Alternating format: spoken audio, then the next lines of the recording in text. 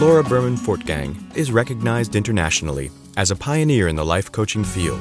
Her appearances on Oprah, Today, Good Morning America, CBS Early Show, MSNBC, CNN, and articles in the Wall Street Journal, Money, Fortune, USA Today, and numerous others here and abroad have helped millions of people answer the important questions in their lives and get positive results all around, whether it was about more money, more time, more meaning, or more satisfaction and happiness.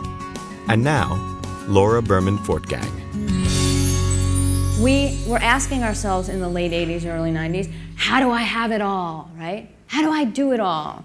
And the question is changing. The question is changing to what do I really want? A long time ago I learned, people aren't paying me for my answers, they're paying me for my questions. They're paying me to help them think. So many motivational programs are based on yes. Like yes, yes, yes, yes. Say yes to your life. Say yes to the possibilities. Yes, yes, yes, yes, yes. And I say no. When you say yes to unideal customers or clients or coworkers, you just attract more of the same. Right? Have you ever had an unideal customer send you another person who was ideal? No. If someone gives you headaches, their friends will give you more headaches. That's a rule. Are you life-centered or are you work-centered? Because if you're trying to squeeze a life into what's left after your work responsibilities, you're work-focused. We are what we tolerate. Our life is defined by what we put up with. When people have a sense of purpose, it all makes sense. Everyone has that existential question of what am I meant to do? But we really don't feel like we can afford to figure out what we're meant to do because I got a living to make. When people think of purpose, they feel that it has to be a Mother Teresa level of purpose. And my retort is, did you think that Mother Teresa woke up one day and said, well, if I pick up that sick guy on the street, and then I do that, and then I do that, and then I do that, one day I'll be canonized for sainthood. I don't think it was the plan. Isn't there something in your life that just happens to you all the time? You seem to attract lunatics, or you seem to, everyone comes to you with their problems, or you're the peacemaker in the family, or anytime you're in a work situation, you're the one, whatever that natural, organic thing is, that's your purpose. That might be reflecting something essential about you that needs to be the through line in everything that you do. And if you get to be the who in everything you do, you will be more satisfied no matter what it is. Coaching is helping people realize that they can be of service best when they take care of themselves first. Okay? That we really are not a hero when we give from an empty cup. We're not. We're a hero when we give from a full cup because we have so much more to give. 15 minutes of silence a day is my remedy for my clients. Some have to start at 2 minutes. And silence doesn't mean a magazine. And silence doesn't have you like, ooh, I don't know, that's a high standard. What are you tolerating? What's still the rust on the magnet? Well, I need to get back to a level of fitness that I enjoyed before. So let's talk about that. Because that was the first one, I knew you were right? gonna say that. And you knew I was going to do that. That's my job. Let's number 1 through 5. I heard you say, I might go and do something for the house. Oh, that'd be 1. I might go do something for my child. I might go do something for my husband. And there was the reading the book part. That was kind of nice. But in 1 to 4, it wasn't there. It wasn't number 1. No, it wasn't number 2 or 3 or 4.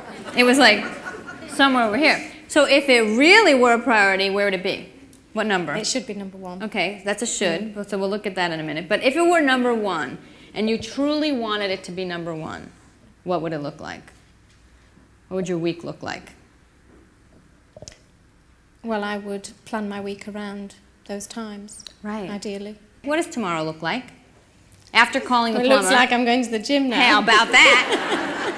After calling the plumber, right? Yes. You might go to the gym. Okay, and what will you eat tomorrow? I will have a healthy, well-balanced meal. What does that mean? Chicken, salad, fish. Good. And then what's going to happen on Sunday? Well, I should go to the gym again, really. Would you like to go? Yeah, I would. Okay, good. Yeah. Should is like a dirty word in coaching. We say, stop shooting on yourself. That's what we say. Okay? When it's work, it's work, and when it's kids, it's kids. Because if there's one thing children demand from you, it's 100% presence. And you could just give them half an hour of 100% presence, and they'd be happier than you giving them 3 hours of I'm not really with you. And so as hard as it is, and as much as it's tempting, like, ooh, look how much I could get done. I could be on the road, make 4 phone calls, and still get to their thing. I am a genius, a genius. You really have to re-ask the question, you know? You really have to re-ask, what am I doing? You know, I'm taking this time because I want to connect. And what level of connection am I really creating? I'm a stress management consultant.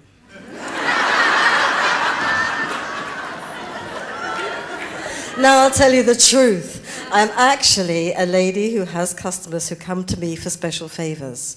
Now I cannot control their hormones, so I don't know when they're going to come, which is why I find it very difficult to organize my work between 9 and 3. Are you totally serious? I'm absolutely serious. Then I'll be serious too. Okay, good. Good. A stress consultant. That's a really good way to call it. Exactly, That's really because good. they come to me stressed out and they leave happy. And the name of the business is Cloud 9, baby, because they leave on Cloud 9. Okay, what I want to know is what's the book about? That's what I want to know. Well, the book is going to be about my life in show business and obviously about the life and the things that I'm doing now. Because believe me, I've seen some interesting situations. And people will want to read about it. There's no question. Okay, good. So now, this is really interesting that I brought up the ideal client thing. So, if you're going to only work 9:30 to 3 so that you can write in the afternoons, who is your ideal client? You don't have to describe it physically. Just visiting businessmen. Okay, but someone who you actually can make a time with and count on them being there at a certain time. Yeah. So, what I would recommend, or what I would, I've never been in this situation before.